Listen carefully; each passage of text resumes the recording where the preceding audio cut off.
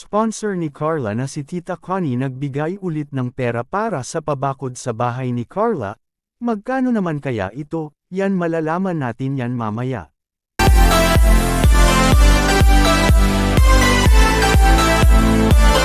Isa na namang mapalang araw po sa inyong lahat mga kalingap. Sana po ay lagi kayong nakatutok sa aking ginagawang reaction video. At kung nagustuhan nyo naman po ay sana wag nating kalimutang mag-like at subscribe sa maliit na channel na ito.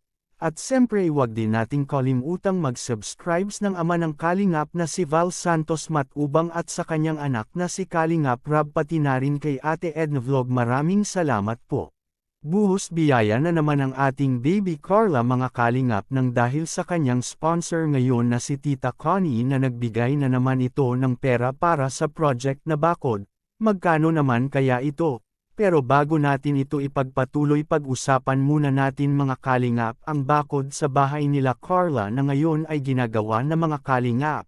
Maraming katanungan ngayon galing sa mga netizen kung ang bakod ba sa bahay nila Carla ay mataas ba ito mga kalingap na lagpas sa tao ba ito? Dahil kung ito ay mababa lang ay tiyak na siguradong mas madali peren itong akyatan sa mga taong umaaligid sa kanilang bahay. Kaya ang gusto ngayon ng karamihan ay sana taas-taas ito ng kunti para ang gustong umakyat nito ay mahihirapan talaga sa pagpasok sa bahay nila Carla. At mahirap din itong makaakyat ulit sa paglabas mga kalingap pag mataas ang bakod na kanilang ginagawa ngayon. Well para sa akin di naman masama ang mga katanungan ngayon ng mga netizen, dahil ang kanilang sinasabi ay para naman iyon kay Carla at sa kanyang magulang sa kanilang seguridad na safe ito mga kalingap sa mga taong mas asama ang loob nito. Samantala balikan natin kung magkano ang dinagdag sa sponsor ni Carla ngayon na si Tita Connie, na nagbigay ulit ito ng malaking pera na gagamitin para sa planong bakod mga kalingap sa bahay ni Carla ngayon. Para ang nagtratrabaho nito ay hindi na maghinto-hinto pa mga kalingap sapagkat gusto talaga sa sponsor ni Carla na magtuloy-tuloy ito sa kanilang ginagawa ngayon, para ito'y matapos agad na di ito magtatagal mga kalingap kaya ang pera na iyon ay mahalaga talaga mga kalingap maliit man ito o malaki, ay malaki na ang magagawa nito para sa bakod sa bahay nila Carla mga kalingap.